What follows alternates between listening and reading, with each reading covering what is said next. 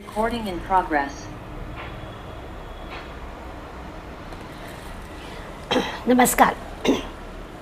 आपण ध्यान योगाचा अभ्यास करतोय आणि यापूर्वी आपण असं पाहिलं की मन, इंद्रिय आणि शरीर यांच्यावर ताबा ठेवायचा, निरीच्छ राहायचा आणि संग्रह करायचा नाही.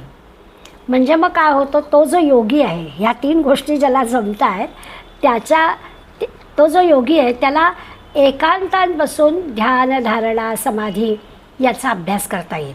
त्या ध्यान, धारणा, समाधीपूर्वी हे सगळं जमलं पाहिजे. मन, इंद्रिय आपल्या देहावर ताबा पाहिजे, निरीच्छ राहायला पाहिजे, संग्रह वृत्ती कमी करायला पाहिजे. तेव्हा मग ध्यान, धारणा, समाधीचा अभ्यास होतो असं भगवंतांनी आपल्याला 10व्या श्लोकात सांगितलं. त्याशिवाय मग स्वस्वरूपामध्ये स्थिर होता येत नाही. ज्या स्वस्वरूपाचा, आपल्या मूळ स्वरूपाचा अभ्यास करायचा आहे ते आपल्याला स्थिर व्हायला हवं असेल तर हे सगळं व्हावं लागतं असं आपण 10व्या श्लोकात विचार केला.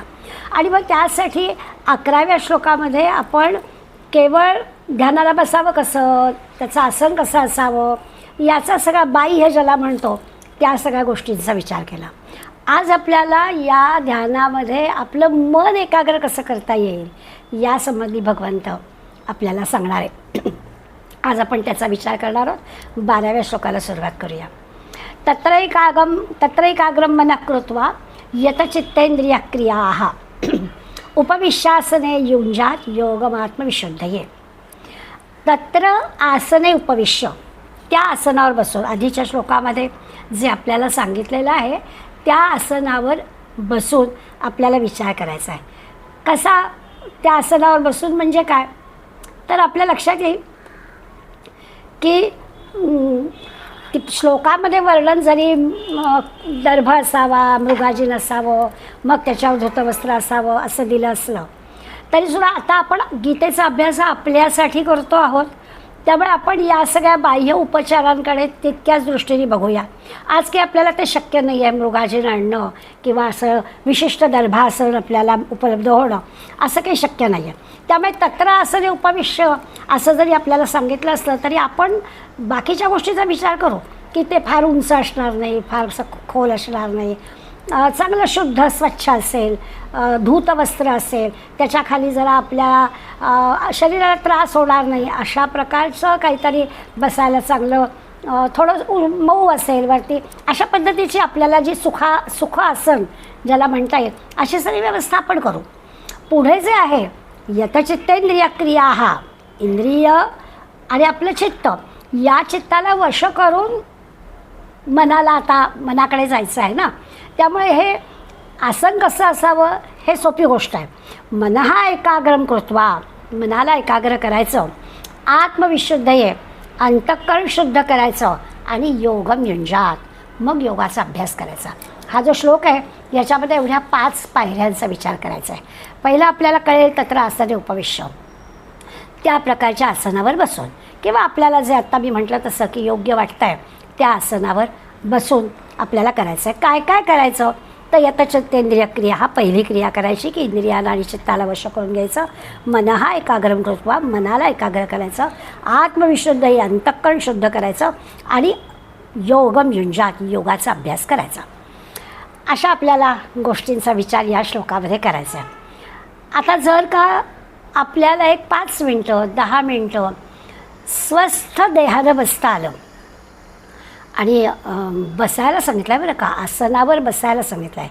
त्यामुळे आपल्याला ज्या ध्यानाचा विचार करायचा आहे त्या बसण्यासाठी आपल्याला वज्रासन म्हणा, पद्मासन म्हणा किंवा साधी मांडी म्हणा, असं थोडं बसता आलं पाहिजे. आपल्याला झोपून आसन करायला सांगितलं नाही, शवासनामध्ये ध्यान करायला सांगितलेलं नाही आहे. निरनिराळी मंडळी विचार करतात तर तसं नाही, आपल्याला उपविश्य असं वापरलेलं आहे, म्हणजे बसूनच ध्यान करायचं आहे. आता ठीक आहे, शरीराची क्षमता नसेल तर खुर्चीत बसून सुद्धा ध्यान करता येईल. अशा कितीतरी सोयीच्या गोष्टी आपण काढलेल्या आहेत. पण निदान सहज आसनात बसून आपण एक अभ्यास करून 5 मिनटाची 10 मिनटं करायची, 10 मिनटाचा अर्धा तास करायचा आणि अर्ध्या तासापर्यंत आपल्याला स्थिर बसता येईल का याचा विचार करायचा. सुखानं बसता आलं पाहिजे, त्याचा आपल्याला त्रास होता कामा नाही. मग ध्यानाचा अभ्यास सुरू करता येईल. आणि मग असं उपविश्य, असं ध्यानाला बसून आपल्याला काय करायचं आहे, तर पुढलं काय करायचं आहे की मनाला एकाग्र करायचं आहे.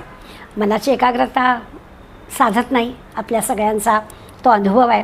फार मोठी कठीण गोष्ट आहे चंचल मनाला एकाग्र करणं आणि मनामधले सगळे विचार असे बाहेर काढून टाकणं हे खूप कठीण आहे. म्हणजे आपल्याला मनामध्ये असणारा विचार प्रवाह हा इतका सतत चालू असतो. जिवंत जोपर्यंत आहोत तोपर्यंत हा प्रवाह चालूच राहणार आहे. त्यामुळे त्या मनाला या विचार प्रवाहापासून दूर करणं ही अत्यंत अवघड गोष्ट आहे. पण एक गोष्ट नक्की आहे की त्या मनाला, जसं मनाच्या श्लोकांचा अभ्यास करताना आपण पाहिलं होतं की मन चंचल आहे, एका ठिकाणी आपल्याला ते एकाग्र करता येत नाही आहे, ही गोष्ट खरी आहे. पण मनाला जर एखादी आपण चांगला अभ्यास दिला ना, तर मग मन तिथे अगदीच चांगल्या पद्धतीने राहू शकतो. त्यामुळे आपण असं म्हणू शकू की एकाग्र करणं शक्य नाही, पण एक विचारी करणं शक्य आहे. मनामध्ये एकच एक विचार आपण जर ठेवला तर त्या विचाराशी बांधून ठेवणं मनाला शक्य असतं. असा विचार करून आपण पाहायचं काय असतं आपल्या ह्या मनाचं. मन 3 ठिकाणी आपलं भटकत राहतं. पहिलं मन भटकतं ते स्थान या गोष्टीशी. स्थान म्हणजे काय, तर आत्ता इथे असतं तर दुसऱ्या क्षणाला कुठे, म्हणजे आत्ता आपण ठाण्यामध्ये आहोत तर दुसऱ्या क्षणाला आपण विचाराने मेलबर्नला पोचतो. असं जे स्थानामध्ये आपलं धावत असतं मन, क्षणात इथे तर क्षणात तिथे, ते एक आपल्याला भटकायला कारण असतं. दुसरं असतं काळाप्रमाणे आपलं मन भटकतं. पूर्वी, नंतर, म्हणजे भूतकाळात, भविष्यकाळात असंही मन आपलं भटकतं. आठवणी त्या होतात, जुन्या आठवणी होतात किंवा आपल्या अपेक्षा ज्या असतात त्याप्रमाणे आपण भविष्यातला विचार करतो आणि भूतकाळात आणि भविष्यकाळात पण मन आपलं भटकत राहतं. आणि तिसरी आणखीन गोष्ट महत्त्वाची आहे की वस्तूंमध्ये आणि व्यक्तींमध्ये मन भटकतं.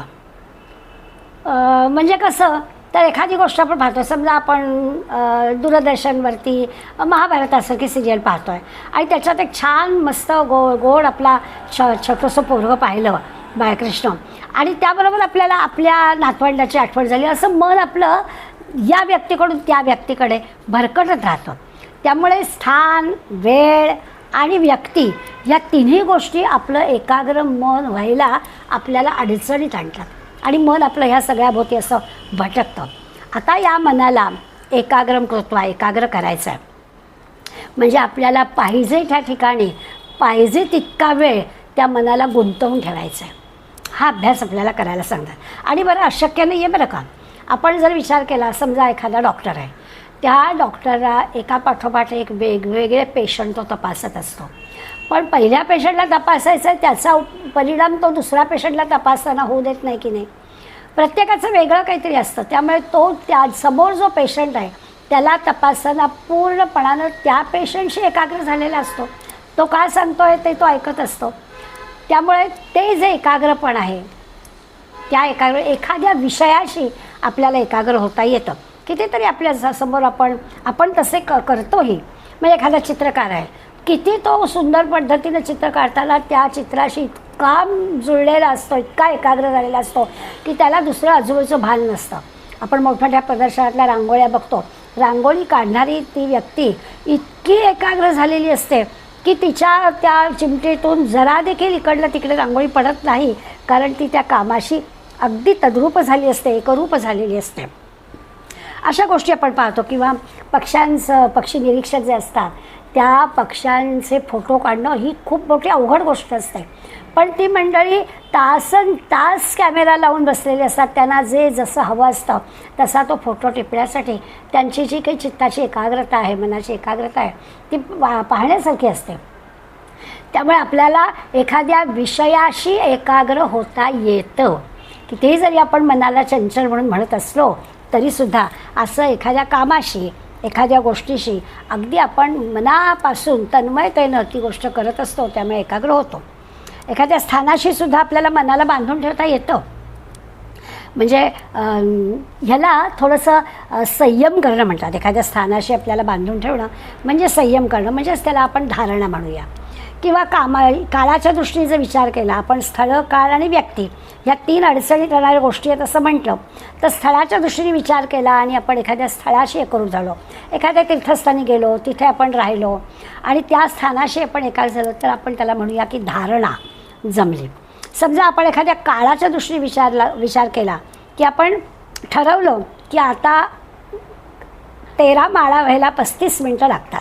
आता 35 मिनटं मी कोणाचाही नाही, जराही मी हलणार नाही, असा जर 35 मिनटाचा कालावधी मनाला जर आपण ठरवून दिला तर नाही आपण दुसरं काही विचार मनात आणत. बरोबर त्या कालावधीमध्ये आपण ते काम म्हणजे स्वतःला त्या काळाशी, त्या 35 मिनटाशी आपण बांधून घेऊ शकतो. त्यामुळे तेही आपल्याला जमतं, त्याला ध्यान असं म्हणायचं. आणि तिसरी गोष्ट जी आहे त्याही पलीकडली म्हणजे व्यक्ती आणि त्या व्यक्तींबरोबर व्यक्तींबरोबर आपण जे म्हणतो की आपलं मन असं संयमित ठेवलं पाहिजे. त्याच्यासाठी जे मन आपल्याला एकाग्र करावं लागतं. स्वतःला बांधून ठेवू शकलो तर चांगलीच गोष्ट आहे. बराच काळ म्हणजे स्थळाचा आणि वेळेचा आता आपण विचार केला तर 35 मिनटासाठी आपण बांधून घेतलं. आता जर अधिक काळ आपण बांधून घेऊ शकलो तर मग आपण आणखीन त्या धारणा, ध्यान आणि समाधीकडे जाऊ शकू. असं आपल्याला ह्या मनाच्या एकाग्रतेचा अभ्यास करायचा आहे. याच्यासाठी आपली मूळ गोष्ट काय तर आपलं मन संयमित असलं पाहिजे. मनाला एकाग्र करण्यासाठी आपण जी ऑर्डर दिलेली आहे त्या ऑर्डरप्रमाणे मन वागताय ना, संयमात आहे ना, ते आपल्याला पाहावं लागतं. एकदा मन आपलं एकाग्र झालं तर लगेच पुढली गोष्ट आहे आता चित्तेंद्रिय क्रिया. हा इंद्रिय जी आहेत त्या इंद्रियांचे जे विषय आहेत त्या विषयांवर पण आपल्याला ताबा मिळवायला लागतो. ध्यानाला बसायचं तर मग ठीक आहे, बसायची क्रिया करणार असल्यामुळे आपलं चालणं, बोलणं, खाणं यापासून आपण दूर राहू. या गोष्टी आपण करणार नाही. म्हणजे इंद्रियांवरती म्हणजे क्रियांवरती आपल्याला ताबा मिळवायचा तर ठीक आहे, ध्यानाला बसल्यावर पण या सगळ्या क्रिया आपल्या बंद होतील. बरोबर आहे.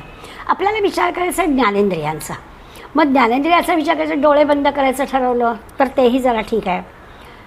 बोलायचं नाही म्हटलं तर जिभेचा पण विचार, पण श्वासोश्वास तर चालू राहणार, त्या नाकाचं काम चालू राहणार. स्पर्शज्ञान आपल्याला आहे. समजा एखादा डास बसला तर त्याचं आपल्याला ज्ञान होणार. कानावरती निरनिराळे आवाज येणार. त्यामुळे काही इंद्रियांना आपल्याला ताब्यात ठेवावं लागेल. विशेष करून कान जे आहेत, मन एकाग्र करायचं असेल किंवा आपली इंद्रिय ताब्यात घ्यायची असतील तर त्या आवाजाचं काय करायचं तर त्या कानालासुद्धा आवाज आपल्याला आले तरी त्याच्याकडे दुर्लक्ष करता आलं पाहिजे. हळूहळू असं होईल की त्या आवाजांकडे दुर्लक्ष केलं. मी सध्या त्याचा अभ्यास करते म्हणजे मला करावा लागतो आहे. घर बदललं आहे. पूर्वीचं जे घर होतं त्या घरामध्ये बिलकुल आवाज येत नव्हते. म्हणजे वाहनच, रस्ता दूर होता, वाहनांचे आवाज नव्हते.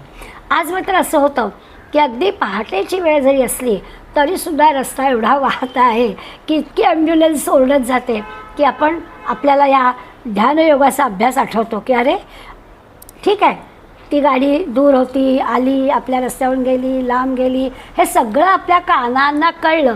पण आपण त्या कानांना अशी संयमित राहून आज्ञा दिली पाहिजे की ठीक आहे, दुर्लक्ष कर. जी गोष्ट माझ्या हातात नाही आहे ती इंद्रियांनी त्याच्यामध्ये लक्ष द्यायचं नाही असं करायला. म्हणजे आपण ध्यानाला बसलो की ह्या अशा प्रकारच्या ज्या अडचणी आहेत ह्या इंद्रियांच्या मार्फत येणाऱ्या त्या आपल्याला दूर करण्याची सवय करता आली पाहिजे. आता याच्यासाठी आपलं काय होतं की इंद्रियांनी केलेली गोष्ट आपण लहानपणापासून म्हणजे कळायला लागल्यापासून आपली सवय आहे की लगेच प्रतिक्रिया द्यायची. जे ऐकलं, काय ऐकलं, बघितलं, काय बघितलं, एखादा सुगंध आला, कसला आला, असे प्रश्न आपल्याला लगेच प्रतिक्रिया आपली सुरू होते ना. तर ती आपल्याला संयमित करायचं, मन एकाग्र करायचं, इंद्रिय ताब्यात ठेवायचे. म्हणजे काय करायचं तर आपल्याला येऊ देत, आवाज यायचे ते येऊ देत, काय सुगंध यायचा तो येऊ दे, किंवा काय निरनिराळ्या ज्या की आपल्या अडचणी आपल्यामध्ये येतील त्या आल्या तरी आपण तिकडे लक्ष द्यायचं नाही. ही सवय आपल्याला करायला हवी. तर आपल्याला हा जो दुसरी पायरी आहे की चित्त, इंद्रिय आपल्याला जी ताब्यात ठेवायचे ते जमेल.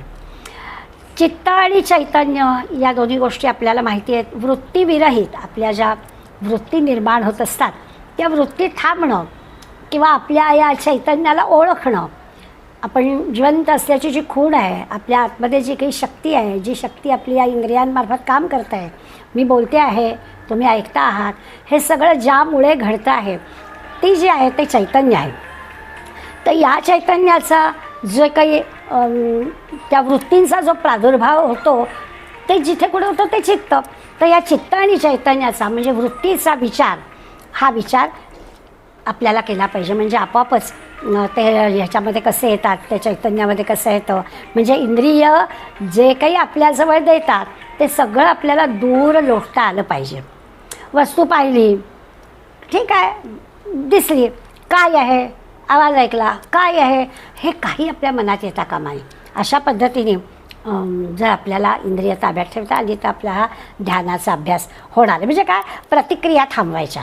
मनामध्ये प्रतिक्रिया येतील ना, त्या थांबायच्या. संयमित मन केलं ती प्रतिक्रिया थांबतील, हा निश्चय पाहिजे. आणि म्हणजे किती निश्चय पाहिजे, तर मनाला बजावलं पाहिजे, हो दे काय व्हायचं ते, तरी देखील याचं काही करायचं नाही. इंद्रिय आणि चित्त यांच्यावर ताबा मिळवायचा हा एक मार्ग आहे. आता हे झालं की योगम युंजात, इंद्रिय ताब्यात आली किंवा आधीच्या सगळ्या गोष्टी आपल्या स्थळ काल वेळेचं सगळं घडलं की मग योगम युंजात, मग तो योगाभ्यासाला सुरुवात होते. या योगसाधनेचा जो उद्देश आहे ना, तो आत्मशुद्धी असा आहे. का ध्यानाला बसायचं, ध्यानाला बसण्यामागचा हेतू काय आहे, तर ध्यानाला बसण्याचा हे आहे की आपलं अंतःकरण आपल्याला शुद्ध करता आलं पाहिजे. आत्मविशुद्ध ये अंतःकरण शुद्ध झालं की मग आपोआपच भगवंताचं प्रगट करतो. माझं जे स्वरूप आहे ते काय आहे ते आपल्याला कळतं. मी ईश्वर आहे, मी ईश्वर स्वरूप आहे, हा नुसता बोलण्याचा विषय नाही आहे, तर ते अंतःकरण शुद्ध असल्याशिवाय आपल्याला कळणार नाही. आपल्या पुढल्या श्लोकामध्ये पण हा विचार येणार आहे, त्यामुळे आपल्याला हे जास्त चांगलं कळेल. कुणाही बद्दल मनामध्ये कुठल्याही प्रकारचा राग नाही, लोभ नाही, द्वेष नाही, कसल्याही प्रकारची टीकेची भावना नाही.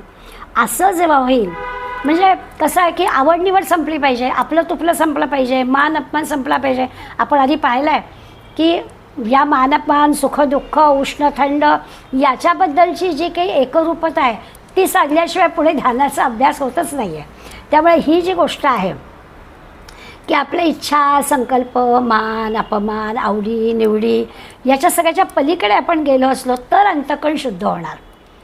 आता हे अंतःकरण असं आपण समजूया की ज्याचं अंतःकरण शुद्ध झालेलं आहे त्यालाच हे सगळं ध्यानाचा अभ्यास करता येणार आहे, किंवा ज्याचं अंतःकरण शुद्ध होईल त्याला ध्यानाचा अभ्यास करता येईल, असं आपण दोन्ही दृष्टीने म्हणू. आधी काय आणि मग काय, ज्याला ध्यान जमलं आहे त्याचं अंतःकरण निदान तेवढ्या वेळापुरतं तरी त्यांचं अंतःकरण शुद्ध असलं पाहिजे. तुकाराम महाराज तासन तास ध्यानमग्न असायचे. नरेंद्र म्हणजे विवेकानंद तर इतक्या लहान वयामध्ये जरा जरी ते बसले तरी त्यांचं ध्यान लागायचं. तर याचा अर्थ काय, आत्मविशुद्ध ये अंतःकरण शुद्ध असणाऱ्या मंडळींचं ध्यान लागतं. त्यांच्या अंतःकरणामध्ये हे असे परस्पर विरुद्ध असणारे शब्द नाहीच आहे, इतकं ते अंतःकरण निर्मळ आहे, शुद्ध आहे. एकदा एक भक्त गोंदवलेकर महाराजांना म्हणाला, महाराज साधनेमध्ये ना मन एकाग्र होत नाही हो. तेव्हा महाराजांनी एक छान उदाहरण दिलं. महाराज म्हणाले की असं बघा, एखादं आपण आंब्याचं झाड लावायचं आहे, तर ती आंब्याची जी कोय आहे ती आपण जमिनीमध्ये पुरतो आणि मग तिला थोडं पाणी घालतो. हळूहळू काय होतं, काही दिवसांमध्ये त्याला अंकुर येतो, मग त्याची आपण आणखीन काळजी घेतो, मग त्याला आणखीन पानं फुटतात, मग पुन्हा आपण त्याची काळजी घेतो की ते कोणा गाईच्या म्हशीच्या तोंडी लागायला नको म्हणून त्याला थोडं कुंपण घालतो, योग्य खत पाणी हे सगळं आपण घालतो. हळूहळू ते रोप वाढायला लागतं, आणखीन त्याची काळजी घ्यायला लागते आणि मग ती काळजी घेता घेता त्याला आता मोहर यायला लागतो. मग ते छोटी छोटी फळं त्याला येतात, मग छानपैकी कैऱ्या तयार होतात, त्या कैरीचा आंबा तयार होतो आणि मग आंबा असा पाडाला लागतो, म्हणजे झाडावरच पिकू लागतो. आता हा जो काही आंबा पिकणार आहे, त्याचं गोड फळ मिळणार आहे, हे आंब्याचं गोड फळ, आंबा पिकणं ही एकाग्रता आहे. ही एकाग्रता साधायला हे सगळं आधीचं व्हावं लागतं ना. झाड लावण्यापासून ते आंबा पिकेपर्यंतच्या सगळ्या प्रक्रिया व्हाव्या लागतात. हे सगळं काय काय केलं, तेवढ्या सगळ्या पायऱ्या आपल्या चढल्या की मग एकाग्रता प्राप्त होणार आहे. एकदम आपण ठरवलं मी ध्यानाला सुरुवात केली, आता माझं मन एकाग्र होईल, लगेच नाही होणार. त्याच्यासाठी काही अभ्यास करावा लागेल, त्याच्यासाठी काही काळ खर्च करावा लागेल. आता सुरुवात कशी करायची, तर स्थिर आसनाने निदान एक 10 मिनटं 15 मिनटं अर्धा तास आपण स्थिर बसू शकतो, हालचाल न करता बसू शकतो. पायाला आपल्या मुंग्या येत नाहीत, पाय हलवावासा वाटत नाही, म्हणजे पाय दुखत नाही, अशा सगळ्या गोष्टी आपल्याला जर लक्षात आल्या तर निदान स्थिर आसन आपलं झालं. मग हळूहळू आपण पाहिलं की बाहेरच्या ज्या गोष्टी आहेत की आवाज आले तरी आपण दुर्लक्ष करू शकतो. वाजली बेल, आलं असेल कोणीतरी, आपणच काही फक्त एकटे घरात नाही आहोत, कोणाकडे आलं दार उघडतील कोणीतरी, असं आपण स्वतः संयमित करून घेतलं पाहिजे स्वतःला की या सगळ्या छोट्या मोठ्या होणाऱ्या बाहेरच्या गोष्टींवरती आपण त्याचा परिणाम करून घ्यायचा आणि क्रियांवर आपल्या नियंत्रण ठेवता आपल्या आलं पाहिजे. ही जी आहे ना, याला निश्चयात्मक वृत्ती असं म्हणायचं. आणि हे सगळं आपल्याला करता येऊ शकतं, म्हणजे मग हळूहळू मन एकाग्र होतं. आता एक अग्र म्हणजे टोक असं दिलं आहे. चित्त एकाग्र करणं म्हणजे एक तर भ्रूमध्यामध्ये आपण एकाग्र करतो किंवा नासिकाग्र म्हटलं आहे, नाकाच्या टोकावरती आपण एकाग्र करायचं. एकूण आत्मस्वरूपाशी युक्त होण्यासाठी आपल्याला हे करावं लागतं. निदान असं आहे की प्रारंभी आपण असा विचार करू की डोळे मिटून आपण एखादा ध्यानमंत्र घेतला असेल, त्या ध्यानमंत्राचा जप करायचा, त्याचं स्मरण करायचं. हळूहळू हळूहळू या ध्यानाचा अभ्यास आपला होईल. काय काय दक्षता घ्यायला हव्या त्या आपल्याला कळतील. आणि मनामध्ये भगवंताशिवाय अन्य कुठलीही वासना नको असा प्रयत्न करायचा. हे जमलं की मग मन आपलं असं विकारवश होणार नाही. मनामध्ये जे विकार येतात, विकल्प येतात ते येणार नाहीत. आता याला सगळ्याला चिकाटी ठेवावी लागते. आज जमलं, उद्याचं काय माहीत नाही आहे. लगेच असं वाटतं की मला उद्या पण जमणार नाही. त्याचा अभ्यास करावा लागतो. होईल, ध्येय साध्य होतं. 11व्या श्लोकामध्ये आपल्याला ध्यानाचं आसन कसं असावं ते जे सांगितलं आहे. 12व्या श्लोकात आपल्याला त्याचं आत्ता प्रयोजन काय, उद्दिष्ट काय, तर अंतःकरण शुद्धी हे त्याचं उद्दिष्ट आहे. हे सगळं आपल्याला जर साधलं 12व्या श्लोकात सांगितलेलं तर अंतःकरण शुद्ध होईल. किंवा आपण असं म्हणूया की ज्याचं अंतःकरण शुद्ध आहे त्याला हे सगळं साधेल. आता आणखीन पुढे आपल्याला जायचं आहे की 13व्या श्लोकामध्ये एक साधनेची पद्धती भगवंत आपल्याला सांगणार आहे.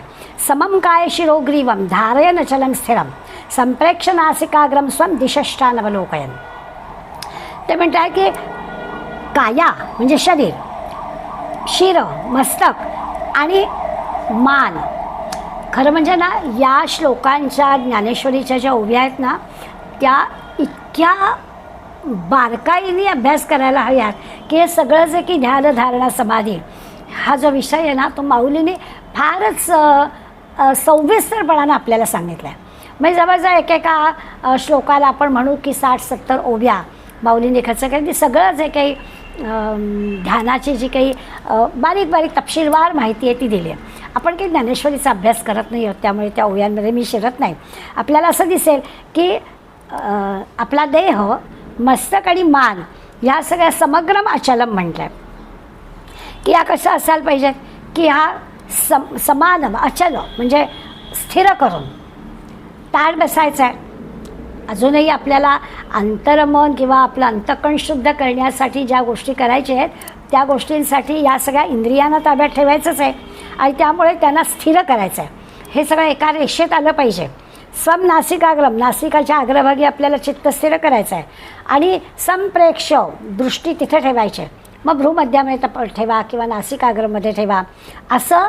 आणि अन्य अवलोकयन म्हणजे अन्य दिशांकडे पाहायचं नाही. स्थिर एकाच दिशेकडे एकाच ठिकाणी पाहायचं आहे असं आपल्याला आता या 12व्या श्लोकामध्ये 13व्या श्लोकामध्ये भगवंत थोडा पुन्हा एकदा तसं म्हटलं तर बाह्यच गोष्टींचा विचार सांगतो की हे सगळं अंतःकरण शुद्ध होण्यासाठी या सगळ्या गोष्टी जमल्या पाहिजेत.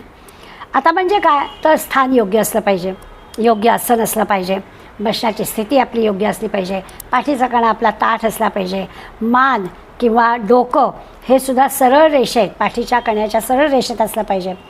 ताठ बसण्याची सुद्धा सवय करावी लागते. ते जर आपल्याला जमलं नाही ती काळजी घ्यावी लागते. ताठच बसलं पाहिजे तरच आपल्याला पुढे ध्यानाचा अभ्यास करता येणार आहे.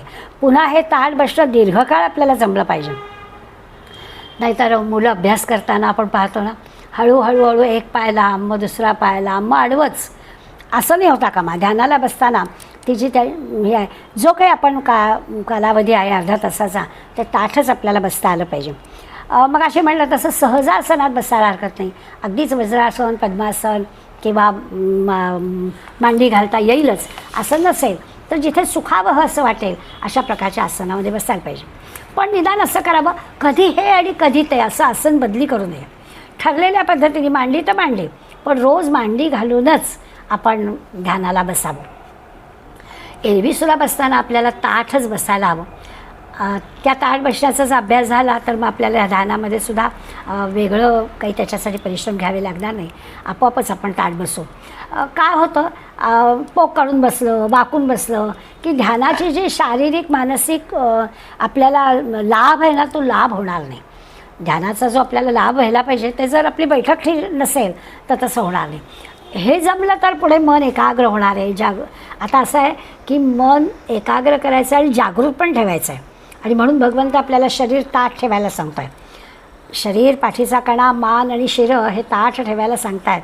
नाकाचा टोकावरती आपलं लक्ष केंद्रित करायला सांगत आहेत. थोडीशी दृष्टी खाली वळवलेली आहे म्हणजे त्याचं कारण दिशाष्टार अनवलोकन, म्हणजे दुसरीकडे लक्ष आपलं जाता कामा नये. त्यासाठी आपल्याला दृष्टी एकाच ठिकाणी स्थिर करायला सांगितलेली आहे. योगामध्ये ना 4 प्रकार आहेत. एक अगदी सोपा, ज्याला आम्हा सगळ्यांना जमेल असा मंत्रयोग आहे. म्हणजे नामस्मरणाने आपण ध्यानाला बसायचं. जे काही आपल्याला वेळ आहे 15-20 मिनटं, 35 मिनटं, त्याच्यामध्ये आपलं हिशोबाने ठरतं किती माळा होतात. साधारणपणे 35 मिनटामध्ये 13 माळांचा जप होतो. तर तो 13 माळांचा जप शांतपणानं मांडी न हलवता आपल्याला करता आला पाहिजे. तो मंत्रयोग आहे. सर्वसामान्य माणसांना ही गोष्ट जमते. त्याच्यासाठी ध्यानाचा म्हणजे पुन्हा मन एकाग्र होतं आहे का, भ्रूमध्यामध्ये केंद्रित होतं आहे का, लक्ष तिथेच होतं आहे का, असं नाही. निदान स्थिर आसन आणि मंत्र एवढं सामान्यपणानं आपल्याला जमलं, हळूहळू आपल्या इंद्रियांवरचा ताबा येईल, मन एकाग्र होईल, अन्य कुठले विचार येणार नाहीत, असं होईल. दुसरा जो आहे तो हठयोग आहे. हठ म्हणजेच हट्ट. आपल्याला शरीरामध्ये विलक्षण शक्ती असते. आता त्या शक्तीचा आपण उपयोग करायचा आहे.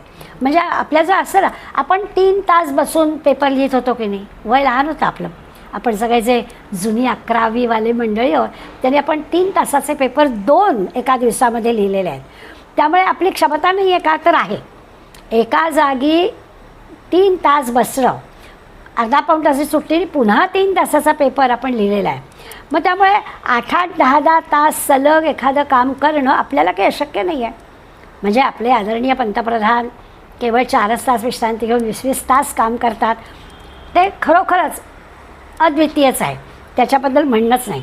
परंतु आम्हा सामान्यांना सुद्धा 8-8, 10 तास 10-10 तास काम करणं हे काही अशक्य वाटणारी गोष्ट नाही आहे. ठरवलं तर आपण ते करू शकतो.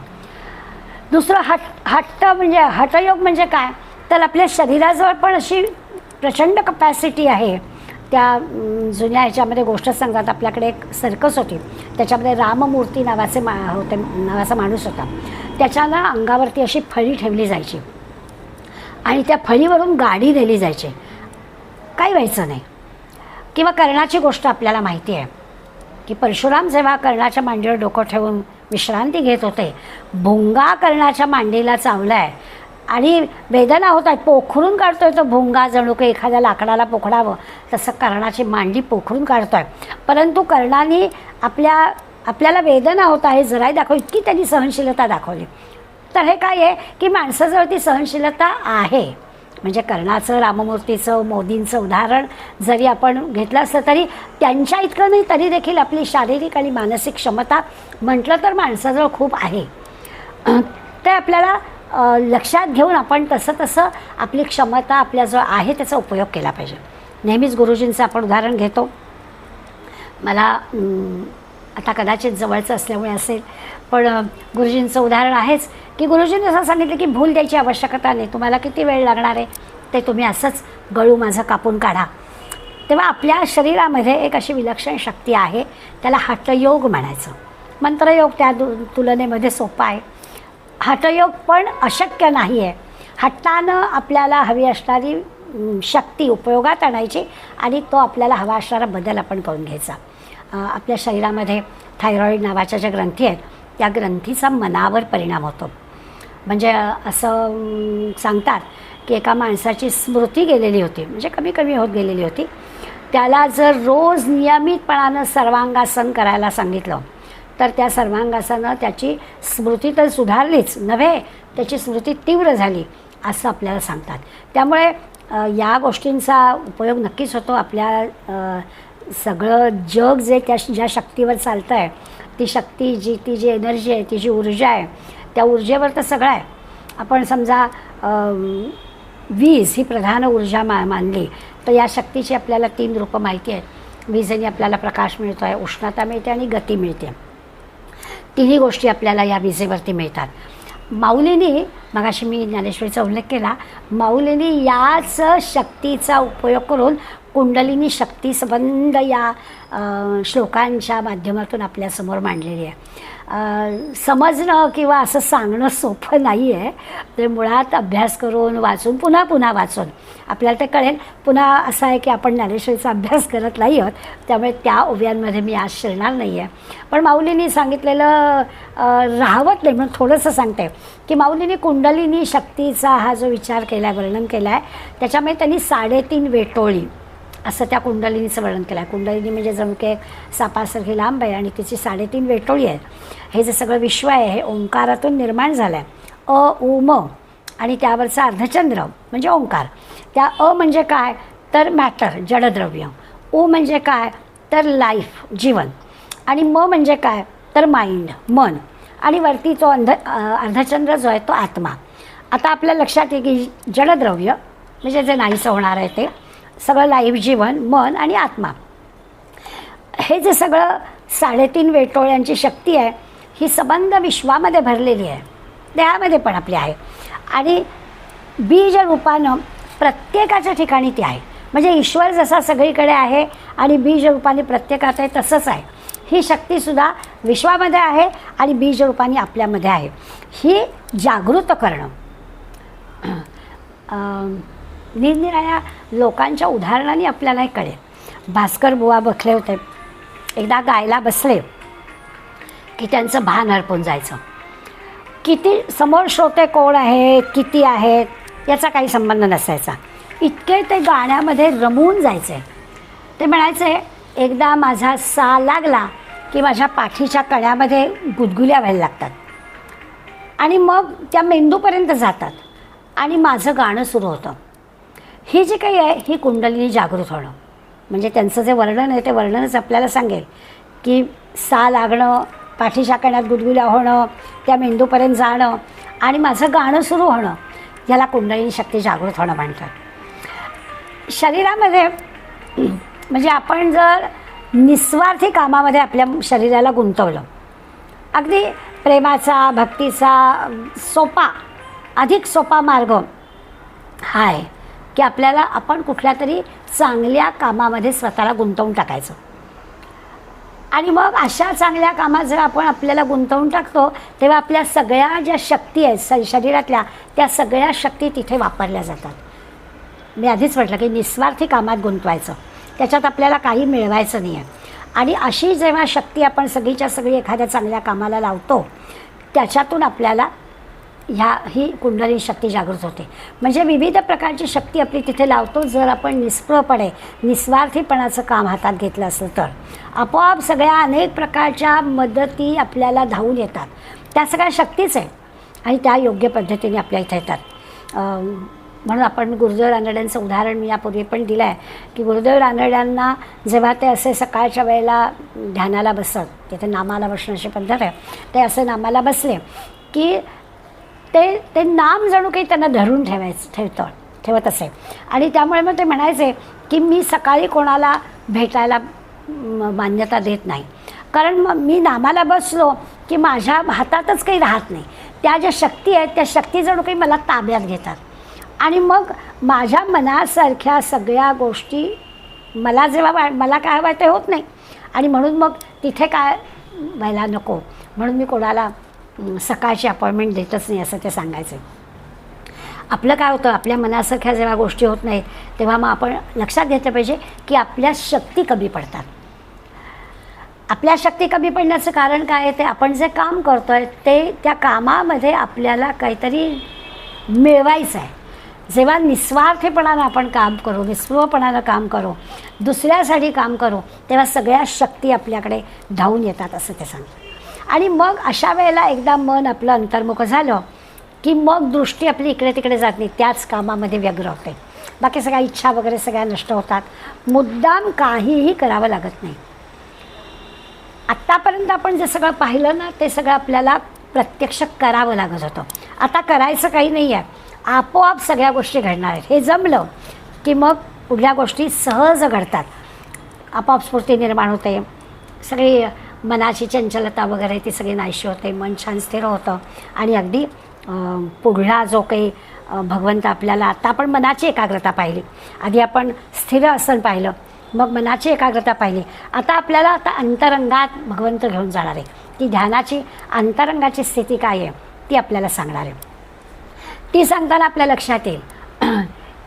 आता पुन्हा प्रश्न येतो की मनाची एकाग्रता झालेली असेल तर मग आपल्याला ही जी अंतरंगातली साधना आहे त्या अंतरंगाच्या साधनेमध्ये सुद्धा अशा विविध पायऱ्यांनी जायचं. बारीक बारीक गोष्टी आपल्याला सांगितल्यात.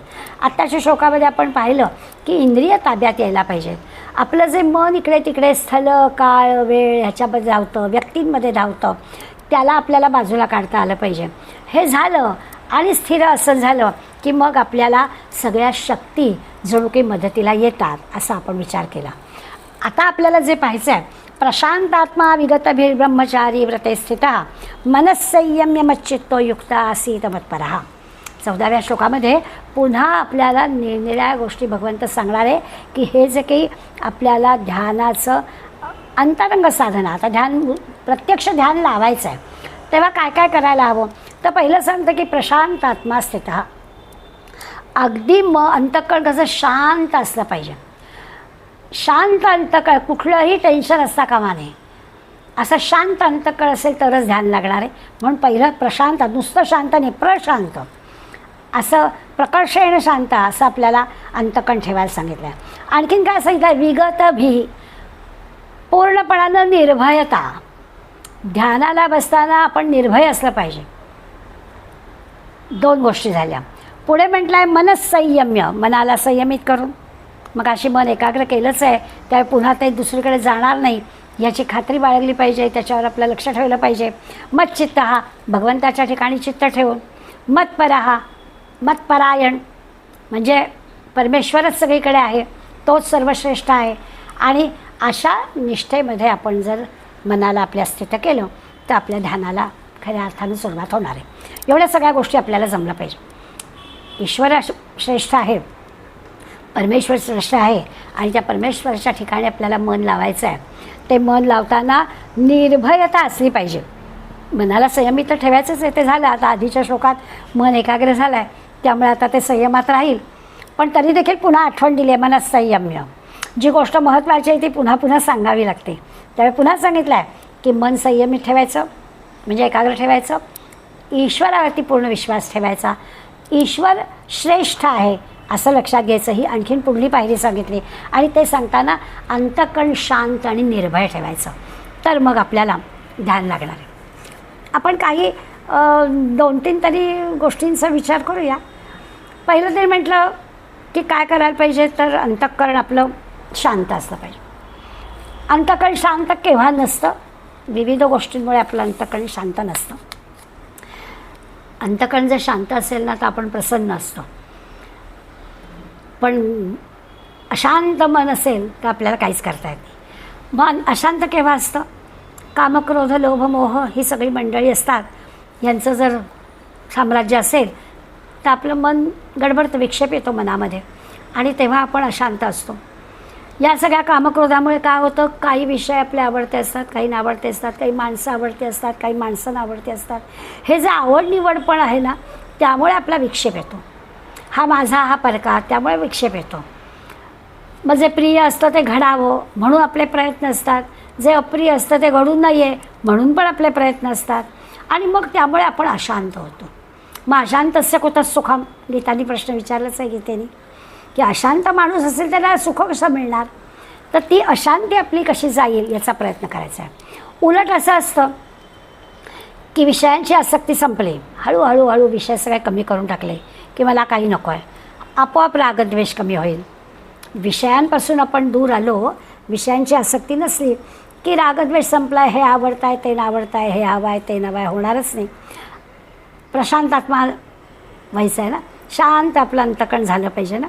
त्याच्यासाठी आपल्याला प्रसन्न शांत मन ठेवण्यासाठी ध्यान चांगलं लागण्यासाठी हे व्हायला हवं आहे, विक्षेप मनामध्ये यायला नको आहेत. आणि म्हणून आपल्याला सांगितलं जातं की पहाटे ध्यानाला बसावं. म्हणजे छान झोप झालेली असते, तर सकाळी निदान लगेच हा काय म्हणाला, तो काय म्हणाला, वर्तमानपत्रही आलेलं नसतं, त्यामुळे कुठले काही विक्षेप मनात येण्याचा प्रश्न नसतो. त्यामुळे पहाटेची वेळ ध्यानाला का असते याचं कारण जरा कमी विक्षेप मनात येतील, गोंधळ कमी मनात येतील. आणि याच्यासाठी आपण आपल्याला तपासावं लागतं. मनात विक्षेप आलेत की बाहेरचा कोणीच नाही सांगू शकणार. माझं मन शांत आहे की नाही, माझं मन प्रसन्न आहे की नाही, माझं अंतःकरण शुद्ध होण्यासाठी लागणारं जे प्रसन्नता असायला हवी, शांत मन असायला हवं, ते आहे की नाही हे मीच ठरवणार, दुसरं नाही कोणी ठरवू शकत. म्हणून आपणच आपल्याला तपासायला लागतं. वरदानंद भारतींच्या पुस्तकामध्ये एक उदाहरण त्यांनी दिलं आहे की एक चांगल्या साधक भगिनी आल्या होत्या आणि त्या साधक भगिनी त्यांना असं म्हणाल्या की माझा हळूहळू राग द्वेष कमी झाला आहे असं मला वाटतं. आपलं आपण आपल्याला तपासायचं ना.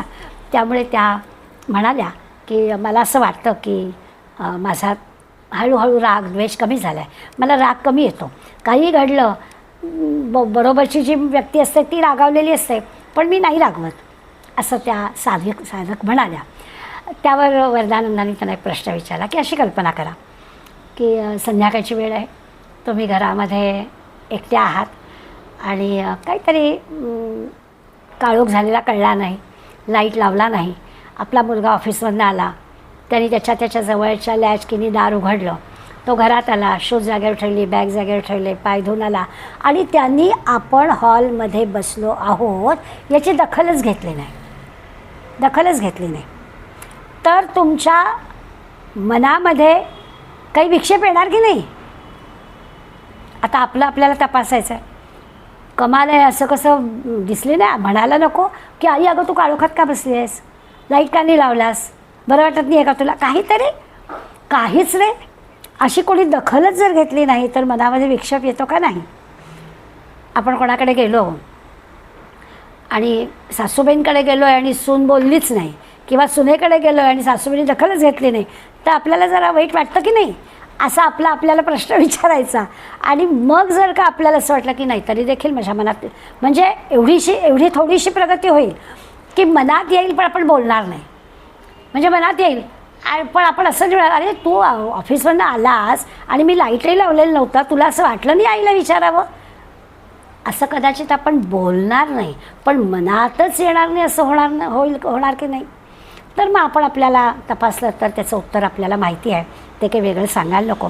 मुद्दा असा आहे की या रागद्वेषाचा जो काही परिणाम होतो तो अशांत मन होतं.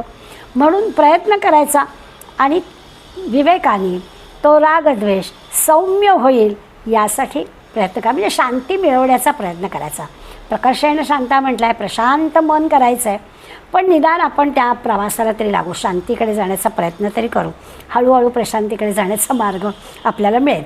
कधी मिळेल तर त्याच्यासाठी भगवंतानी पुढे ईश्वराचं अनुसंधान ठेवलं तर ते मिळेल. म्हणजे ह्या रागद्वेषाला कमी करता येईल आणि मन प्रशांत होईल, मन आनंदी राहील, जे जसं आहे तसं आनंदाने स्वीकारेल, मनात विक्षेप येणार नाही. ईश्वराचं अनुसंधान हे त्याच्यासाठी उपयोगी पडेल. दुसरा शब्द सांगितला विगतभी. आता या विगतिभीला निर्भय होणं म्हटलं आहे की भीती वाटता कामा नये, मला कशाचीही भीती वाटत नाही. हा किती चांगला विषय आहे ना. नाही तर आपण सारखे बाहेर गेलो तरी भीती असते की हल्ली काय चोऱ्या होतात, घरात एकटं असलं तरी भीती असते, दरवाजात कोणी येतं, हल्ली काही होतो, किती आपण व्हिडिओ पाहतो, सारखं मन भीतीनं ग्रस्तच झालेलं आहे. बाहेर गेलो तरी भीती, घरात राहिलो तरी भीती, प्रवासात असलो तरी भीती. त्यामुळे हा भगवंतानी सांगितलेला शब्द महत्त्वाचा आहे, विगतभी. हा जो ध्यानाला बसणारा योगी आहे तो निर्भय असला पाहिजे. कशाचीही त्याला किरकोळ भीतीबद्दल मी म्हणत नाही की भीती काय ध्यानाला बसल्यानंतर डास मुंगी आणखीन काही असलं काही नाही आहे. या किरकोळ भीती एक महत्त्वाची भीती अशी आहे की या ध्यानाच्यामध्ये जेव्हा प्रगती होते ना, त्या प्रगतीच्या वेळेला एक भीती अशी असते की शरीराने आपण इतके तादात्म्य होतो. म्हणजे ध्यानाचा अभ्यास ज्याचा चांगला झालेला आहे त्याला हा अनुभव येईल. सर्वसामान्य सगळ्यांना काही हा अनुभव येणार नाही. पण शरीर जर एवढं तादात्म्य शरीराचं झालं तर देह म्हणजे मी नाही. खरं तर असं आहे की देह म्हणजे मी हे इतकं आपलं पक्कं ठाम झालेलं आहे की जर का ध्यानाच्या अवस्थेमध्ये आपल्याला असं वाटलं की ह्या देहाला आपण ध्यान लागलं आणि शरीर तादात्म्य पावलं तर पुन्हा आपल्याला भान येईल की नाही. अशा भयाबद्दल जर विचार करायचा झाला तर ते भय बरोबर आहे. आपण काही सामान्य मंडळी ह्या भयाचा विचार आत्ता करणार नाही आहोत. आपण प्रयत्न करायचा की कुठल्याच प्रकारचं भय आपल्याला वाटता कामा नये. ध्यानाचा अभ्यास करताना आपलं मन प्रसन्न ठेवायचं आहे आणि त्याच्यात आपल्याला आनंद मिळाला पाहिजे, सुख मिळालं पाहिजे, प्रसन्न वाटलं पाहिजे. ध्यानानंतर आपण उद्यापर्यंत त्या ध्यानात प्राप्त झालेली शक्ती आपल्याला पुरली पाहिजे. अशा पद्धतीने त्या ध्यानाचा आनंद आपल्याला घ्यायचा आहे. मग त्याच्यामध्ये जे काही विगत भी आहे, ती जी काही निर्भयता आपल्याला यायला पाहिजे, त्याच्यासाठी आपल्याला थोडासा एक उपाय करता येऊ शकतो. काय उपाय करायचा तर ध्यान करताना इष्टदैवतेचं किंवा सद्गुरूचं चिंतन करायचं आणि ध्यानाला बसायचं. नामस्मरण करत ध्यानाला बसायचं. त्याचा उपयोग आपल्याला होतो. आपल्या भोवती एक संरक्षक कवच आपल्या सद्गुरूंनी देवतेने नामस्मरणाने तयार केलेलं असतं आणि मग आपल्याला कशाचंही भय वाटत नाही. थोडी रामावरती निष्ठा असणाऱ्यांना आपण म्हणू की शिरोमे राघव पातूपासून पादू विभीषणपर्यंत आपण ते जे याचे श्लोक आहेत ध्यानाचे ते म्हणायचे आणि ते श्लोक म्हणता म्हणता ते एक रामाने तयार केलेलं आपल्या भोवतालचं कवच म्हणजे आपल्याला कशाचाही धोका नाही ही एक श्रद्धा ठेवायची की आपण काय होतो, आपण निर्भय होऊन जातो असा अनुभव आपल्याला करता येईल. ही एक साधनेची दिशा आहे. योग्य दिशेनं ही अशा प्रकारे साधना केली की मग आपल्याला सगळ्या गोष्टी पूरक होतात. चांगलं आचरण आपल्याकडनं होतं. म्हणजे साधना चांगली झाली की आपल्या हातून कृती पण चांगली होते, आपली बुद्धी पण सात्विक होते, आपलं अंतःकरण पण निर्मळ व्हायला लागतं. चित्त अगदी आत्मस्वरूपाशी जे काही जोडलेलं राहायला पाहिजे तसं राहतं. आणि या ठिकाणी आता खरं आहे ना, आत्ता आपल्याला निर्भय व्हायला सांगितलं. दैवी गुणसंपदेमध्ये पहिला हा दैवी गुण अभयच सांगितलेला आहे. त्यामुळे इथेसुद्धा ध्यानाचा अभ्यास करताना आपल्याला निर्भय व्हायला पाहिजे. आणखीन एक निर्भयतेने आपल्याला विचार असा करायला पाहिजे की निर्भय का बनायला पाहिजे. तर एकदा आपण त्या भगवंताशी जोडलं गेलो की आपल्याला कोणाची भीती आहे, कशाची आपल्याला भीती नाही. ज्याला आत्मज्ञानाची प्राप्ती झालेली आहे, ज्याला परमात्म्याशी तद्रूप होता आलेला आहे, ध्यानाचा अभ्यास ज्याचा झालेला आहे, त्याला कशाची भीती वाटायचं कारण नाही. एक उदाहरण देते. स्वामीजी जेव्हा परिव्राजक अवस्थेमध्ये होते तेव्हा म्हैसूरच्या राजाकडे काही दिवस अतिथी म्हणून राहत होते. चामराजेंद्र वाडियार या म्हैसूरच्या राजाचं नाव. चांगली मैत्री होती दोघांची आणि त्यामुळे काही दिवस स्वामीजी त्यांच्याकडे म्हैसूरला राहत होते. स्वामीजी म्हैसूरला राहत होते आणि राजाचा राज्यकारभार पाहत असताना राजा जर चुकीचे काही निर्णय राजाने घेतले तर स्वामीजी त्याला ते दाखवून देत असत. असं जेव्हा बऱ्याचदा घडलं तेव्हा एक दिवस थोडासा म्हणजे रागावून नाही परंतु खोट्या रागाने का होईना महाराज स्वामींना असं म्हणाले की तुम्ही माझ्या चुका काढताय. तुम्हाला कल्पना आहे ना मी राजा आहे आणि राजाला असा विरोध करणं हे तुमच्या दृष्टीनं बरोबर नाही आहे. कदाचित म्हणजे खरं म्हणजे तुम्ही राजाला भिवूनच वागलं पाहिजे अशी पद्धतच आहे की तुम्ही सगळ्या असं काही सहज गप्पांमध्ये स्वामीजींना म्हटलं की तुम्ही हे जे करता आहात हे काही बरोबर नाही, तुमच्या प्राणावर बेतेल. आता मैत्री आहे दोघांची त्यामुळे कदाचित महाराज असं बोलले असतील. पण त्याच्यावरचं स्वामीजींचं जे उत्तर आहे ते स्वामीजी असं गंभीरपणानं म्हणाले की तुमच्या भोवताली खुशमस्करे पुष्कळ आहेत. राजा कसाही वागला तरी देखील राजाच्या वागण्याचं समर्थन करणारी भोवताली माणसं खूप आहेत. माझ्या देहावरच्या प्रेमामुळे किंवा त्या देहाचं काही होईल या भीतीमुळे मी जर तुम्ही चुकला आहेत असं सांगू शकलो नाही, म्हणजे मी जर सत्याचा त्याग केला, मी सत्य काय आहे ते मला कळूनसुद्धा तुमच्यापर्यंत आणलं नाही तर मग काय उपयोग. संन्यासाची निर्भयता आहे ना किंवा आत्ता आपण जी अभयम शब्द पाहतो आहे किंवा विगत भी शब्द पाहतो आहे तो या अर्थाने यांना कोणाची भीती नाही. स्वामीजींना राजा जरी असला तरी राजाची चूक दाखवण्याची भीती नाही. केवळ मैत्री म्हणून नाही तर नैनां छिन्दन्ति शस्त्राणि, मी माझं आत्मतत्व जर मी ओळखलं आहे आणि ते आत्मतत्व अग्नीनी नाश पावत नाही आहे, शस्त्रांनी कापलं जात नाही आहे, असं ज्याला वाटतं तो विगतवी, त्याला भीती वाटत नाही. मी एक आणखीन उदाहरण देते. सुनील दादा चिंचोळकर अगदी परिचित एका घरी पुस्तक लिखाणासाठी राहत होते. त्या घरामध्ये एक तरुण मुलगी कॉलेज गोईंग होती आणि चांगली मैत्री होती. अनेकदा येणं जाणं झालेलं होतं. एक पुस्तक लिखाणाचं शांतता मिळावी म्हणून, एकाग्रतेनं लिखाण होईल म्हणून सुनीलदा त्यांच्याकडे राहायला आलेले होते. आणि या महाविद्यालयात जाणाऱ्या मुलींनी एक प्रोजेक्ट केलं होतं आणि ते प्रोजेक्टची वही, केवढे परिश्रम त्या प्रोजेक्टसाठी मी घेतले आहेत अशा हेतूनं तिनं ती सुनील दादाला दाखवण्याचं, खरं म्हणजे नको होतं करायला, पण ते तिने काम केलं. आणि सुनील दादाही ती वही पाहिली. देवानंदच्या अनंत सिनेमांमधले अनंत फोटो आणि अनंत पोजेस त्या प्रोजेक्टमध्ये होत्या आणि त्या सगळ्या सिनेमांची माहिती भीती त्याच्यामध्ये होती. सुनील दादांनी त्यांच्याच घरामध्ये त्यांच्याच तरुण मुलीने ती केलेली प्रोजेक्टची वही फाडून टाकली. हे जे आहे ना, ही निर्भयता आहे. तर इथे म्हणाले की तरुण मुलांनी विवेकानंदांचं प्रोजेक्ट केलं असतं ना तर त्याला अर्थ होता.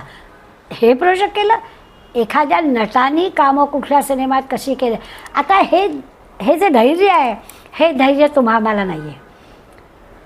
दुसऱ्याच्या घरातलं काय, आपल्या घरातल्या एखाद्या नातवंडांनी असं काही प्रोजेक्ट केलं तर आपण फाडून फार तर आपण सांगू, अरे हा विषय कशाला निवडला, असं कदाचित आपण म्हणू. परंतु ते प्रोजेक्ट फाडून टाकणं वगैरे आपण करणार नाही. आत्मज्ञानाचा अभ्यास करणाऱ्याला हे अशा प्रकारचं निर्भयपण आलं पाहिजे. आपल्याला ह्या उदाहरणाने लक्षात येईल. आपण अभ्यास करतो आहे ध्यानाचा, त्या ध्यानाचा अभ्यास करताना आत्मतत्व जाणायचं आहे, पूर्णपणानं अंतःकरण शुद्ध ठेवायचं आहे. काही सुख दुःख लाभ हानी मान अपमान हे काही ठेवायचं नाही आहे. आणि असं शुद्ध अंतःकरण, निर्मळ अंतःकरणासाठी आणि परमेश्वराशी आपली एकाग्रता साधण्यासाठी या ध्यानाचा अभ्यास करायचा आहे. आणि मग तिथे आपल्याला निर्भयता असली पाहिजे असं म्हटलेलं आहे. गोंदवलेकर महाराजांचे एक शिष्य होते भाऊसाहेब केतकर म्हणून, 80 वर्षाचे झाले. आणि एकदा बाबा बेलसरांनी त्यांना विचारलं, तुम्हाला भीती नाही का वाटत? तेव्हा ते म्हणाले, भीती कसली? महाराजांकडून आलो, महाराजांबरोबर राहिलो, महाराजांकडे जाणार आहे, भीती कसली? हा विचार, ईश्वराने मला इथे पाठवलं आहे, ईश्वराने माझ्याकडून काही काम करायचं ठरवलं आहे, ते करते आहे आणि ईश्वराकडे जायचं आहे, असं जेव्हा ठरवू त्यावेळेला आपण भयरहित हो. भाऊसाहेब केतकर भयरहित का झाले? तर त्यांनी हे पक्क ठेवलेलं होतं की जे काही आहे ते ईश्वराचं आहे. असं जेव्हा व्यक्ती विवेकानं, धर्मानं योग्य पालन करते, असं जेव्हा आचरण ठेवते, आपोआपच शुद्ध आचरणाने भयरहित आपण होऊन जातो. आता या श्लोकामध्ये ध्यानासाठी जशा या 2 गोष्टी सांगितल्या, पहिली गोष्ट सांगितली प्रशांत मन असलं पाहिजे, शांत अंतकड असलं पाहिजे. दुसरं सांगितलं भीती गेली पाहिजे. या तर 2 गोष्टी आपल्याला पटल्या. आता पुढे सांगतात ब्रह्मचारी व्रते स्थिता मनसंयम्य मच्चित्ता, भगवंत म्हणतो माझ्याशी चित्त लाव, मत्परहा भगवंत श्रेष्ठ हे मान्य कर. असं सगळं युक्त स्थिती झाली, युक्त आसित, तर मग आपली अंतरस्थिती सुधारेल, म्हणजे ध्यानाकडे आपण पोचू, ध्यान आपलं पक्क होईल. असा आपल्याला विचार, ही जी पुढली आपली तयारी आहे ना ती आपल्याला करायची आहे. आज आपण निदान आपण पाहूया की मन आपलं शांत आणि निर्भय, या 2 गोष्टी आपल्याला जमल्या की मग आपल्याला ह्या पुढल्या ब्रह्मचारी व्रते स्थिता मनसंयम्य ह्या कशा करायच्या ते भगवंत सांगणार आहे. हा श्लोक काही आपण पूर्ण आज घेऊ शकलो नाही, परंतु पुढल्या गुरुवारी आपण तो श्लोक पूर्ण करूया. धन्यवाद.